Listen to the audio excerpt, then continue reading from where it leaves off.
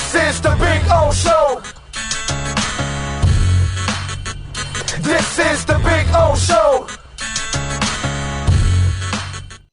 All right. Good morning, sir. How are you doing? Doing great. How are you? Can't complain, my brother. Can't complain at all. Just seeing what the world is doing. We got the Canes tonight at Vautech. By the way, I love the Canes today, plus 2.5. How is Vautech favored by 2.5? When Miami, I was looking at, they're 6-10 in the ACC. Miami's 13-4. Yeah, I just think it's one of those things where Miami just doesn't get a lot of respect from Vegas or anywhere else. Nobody really, I think, believes in them, even though they're 22-5 and having a great year. It's the weirdest thing, dude. Yeah. And they play well on the road too. So I'm like, I get it. Vautech's got a decent home record, but I kind of like Miami in this one. I'm taking them in the money line. They're plus 120, and I'm taking them today plus 2.5 on the line overall. Man, I'm on the Kane side on this one, dude. Man, I like it. All right, walk us through, bro. What's the latest with the 2 assistant coaches they still need to hire? Well, I mean, obviously it's been several weeks now, and you'd imagine that they'd be somewhere closer to getting it done. Last night I was hearing maybe that there was some issues with a buyout regarding Tim Harris Jr. at UCF. Tim Harris, of course, has really strong Miami ties. I mentioned him to you last Friday as a guy potentially as a running backs coach. So that might be what's delaying it. I know Telly Lockett's people put out a statement yesterday, I think, saying that he's staying at Marshall. I don't know that Telly was ever really offered the job as running backs coach, but I certainly think that Mario's talked to a lot of people, and it's what he likes to do. We've told you guys many, many times there will be a lot of guys he has conversations the thing with. is, they got it confused that Mario's on the telly.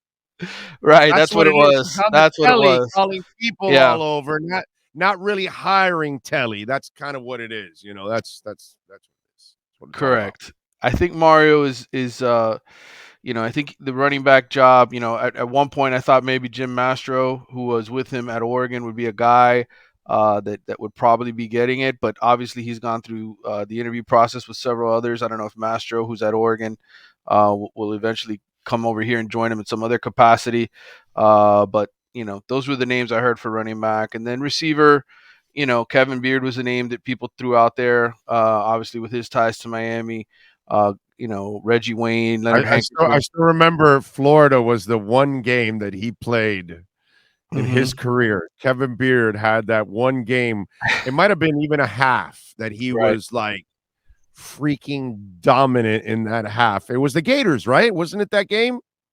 Yes. Kevin Beard was. Am I right or am I wrong on that? I believe you're accurate. Yes, correct. Yeah. He didn't have a stellar career at Miami, but he was solid. He was a solid guy. He wasn't as good as Leonard Hankerson or Reggie Wayne. No. Or anything like that. That day he was at Reed, bro. That day he showed up that day. They needed him. That day he was Michael Irving. That day he was Bernard Clark. Tiger Clark in the Orange Bowl game. That day he was a freaking star, bro. That I give him credit. That day he stepped up big time. Yeah, so Mario. I know spring football starts March 4th. Miami fans are antsy. One of the coaches getting in. Yada yada yada. You got the coordinators in, so the kids have the playbooks. They're studying what they need to study. Again, one thing I'll tell Miami fans always is spring football. Yes, it's an important time to implement your system and get sort of accustomed to the new coaches. But there's going to be so many kids that always have surgery after the season that we'll show up the first day of practice and we're all going to tweet out, "No, such and such kid wasn't out here, or such and such kid wasn't participating," and we're going to find out from Mario how many guys ended up having surgery and all those kind of things. And so, yeah, spring football is important, but the reality is it's what the guys put in over the summertime and whether or not they're ready to roll week 1. Prentice Noland, what can you tell me about Prentice with the shades? Well, first of all, his middle name really is Air. It's on his birth certificate. He is a solid 4-star commitment, 4-star quarterback recruit, rather, not a commitment. He's uncommitted, but Parents Jordan fans or something. Is his that what it his is? his dad was just a really good basketball player in Georgia years ago when you and I were probably still in high school, and he just dressed up like Michael Jordan. He had the calf sleeve. He was skinny like Jordan, had the bald head. So everybody called him Air Jordan. And so Dad said, "All right, one of my 6 or 7 kids, I'm gonna name him. I think it's 7 kids rather. I'm gonna name him, give him the middle name Air." And so he called him Prentice um, Air, and that's his nickname. Anyway, really good quarterback. One of several that Miami is looking at. Most people thought he was going to be coming here on Junior Day, which is March 4th, the start of camp, but he's actually going to be coming on his own on March 23rd to kind of have his own one-on-one time with the coaching staff and everybody else. He's a high priority. Pocket or mobile passer? Well, he runs track. He's super fast, but the kid is coached to stay in the pocket. He only ran for 156 yards and 6 touchdowns last season. So, left-hander, wears number 1, just like Tua, studies Steve Young, Tom Brady. His coach, I don't know if this name will ring a bell for you because I don't know how much Middle Tennessee State football you watched back in the day, but his coach is Andrico Hines, who was a quarterback at Middle Tennessee for 2 years, a JUCO kid out of Georgia, who ended up putting up some good numbers at Middle Tennessee for a couple years and played a little bit of pro ball, not NFL, but lower levels, Canadian and arena and all that other kind of stuff. Anyway, good coach. He works with a bunch of guys at the Cam Newton Foundation, and and so this kid Air, one of several quarterbacks that Miami's taking a strong look at, and he's going to visit Clemson on March 11th. He's going to Ohio State on the 31st, March 31st. He's going to Texas A&M. Is looking at him, even though they already have a quarterback commitment. Arkansas, where Dan Enos is, he likes Dan Enos because he coached Tua. So he's a prospect to watch, and I featured him today for The Athletic. Yeah, I saw that. That's why I asked. Yeah. And since I saw it, I had to check to make sure that Miami was on the list there because I Oh, wasn't absolutely. sure. He was in there. He talked a little bit about Shannon Dawson, and he really likes him. Shannon was recruiting him to Houston before, and this kid got his first offer in the 8th grade from UCF's new offensive coordinator Darren Hinshaw, who was at Kentucky. So he's been on the radar. He's been a varsity starting quarterback since his freshman year. 55 touchdowns, 4 interceptions. I mean, that's hard to do. Only 4 picks, threw for over 4,000 yards, 73% completion percentage, and he throws the ball deep. He's got a gun. He told me yesterday he throws it about 70. He tested his arm out last week, threw it about 78 yards downfield. So that's a pretty good arm.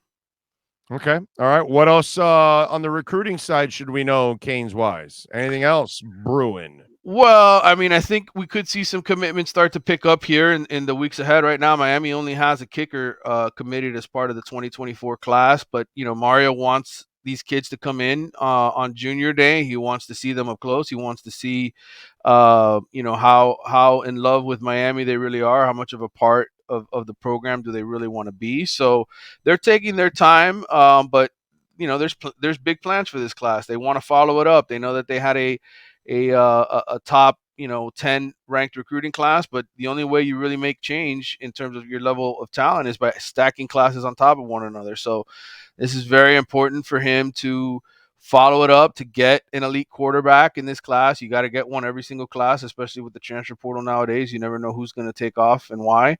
And so obviously the transfer portal remains a priority as well. Looking for some immediate wide receiver help. I think Gary Bryant Jr., a kid from USC that they really like, remains on their radar as a guy that they want to take.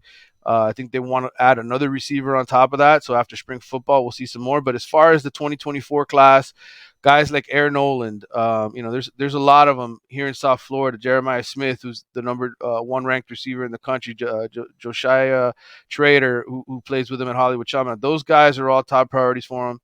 And, I think if those guys are ready to commit at any point, they would take commitments from elite players. It's the lower tier guys, the other ones that are unranked. I saw a list of names. I've got a list of names of guys that I know that they really like. And so those guys will be making their way through here once spring practice gets going, and we'll see if they decide to commit. Did you say change? Sit your $5 ass down before I make change. Okay. Want to make sure. All right. What are you working on The Athletic so folks can check you out and subscribe and catch all your exceptional work covering college football and the Canes, of course? Yeah. Well, look, there's always a lot of off-season projects. I love the team that I work with over there. We're doing a kind of a fun series, which if every Power 5 team, there's going to be 69 of them this year, because you've got UCF and Houston and BYU and who's the other one that's joining the Big 12? There's 4 of them this year. I'm forgetting one of them. Cincinnati, Houston, UCF, and BYU. Those are the 4 new quote unquote Power 5 teams, because they'll be joining the Big 12 this year. While Texas and Oklahoma are still there. So it's going to be a really big conference this year, the Big 12. And adding BYU? Yeah, BYU's a big pickup. So 69 Power 5 teams. We're doing sort of a fun project where, we're coming up with recruiting pitches for each school. What would it be and why? And then we're ranking where we think the recruiting potential is. If I know in our minds, we always think, okay, Clemson, Ohio State, Alabama, Georgia, those are the 4 best programs, but who could anybody really creep in on that group, right? And from a recruiting perspective, how dangerous is somebody like Deion Sanders? What's the potential for his 2024 recruiting class? We kind of ranked all 69 Power 5 programs, and Miami's. I put Miami in my top 12. I know it's like 8 other reporters for The Athletic who were in on this project. So that'll be coming out sometime soon, hopefully. We're working on that. There's just a ton of off-season stuff. Spring football's around the corner. I got some feature stories that I've had, interviews I've saved from the last few months. And I said, all right, I'm going to sit down and write this story at some point. So little by little, it's coming together. And there's always plenty to read at The Athletic during the off-season. There is no off-season at The Athletic. No, there isn't. There isn't any off season on our show either. So yes, that's right. So if we work, you work too. Damn it. Okay. That's right. That's the way it works. That's the way it works. All right. Follow him on Twitter at Manny_Navarro. And you just heard the man. That's why you got to subscribe to The Athletic. So you keep up with everything. Follow him on Twitter. You can also follow any breaking news coming out of the Canes or college football. Manny, as always, appreciate you. We'll catch up on Friday, my friend. All right, brother. Take care. Thank you, sir. There you go, Manny Navarro. Don't forget, 2511 South University Drive in Davie. They've got anything and everything with the Canes logo on it, man. Go see Brett. Go see Jeff. Go see all the great people out there. I think we'll be broadcasting out there in about 2 weeks when I come back from the Combine. Maybe we'll be out there maybe on a Friday. We might be out there, actually, since we got 5 Fridays in this month. So we might be doing a little Friday action over there at Caneswear. All right, that is your Caneswear Miami Hurricanes report.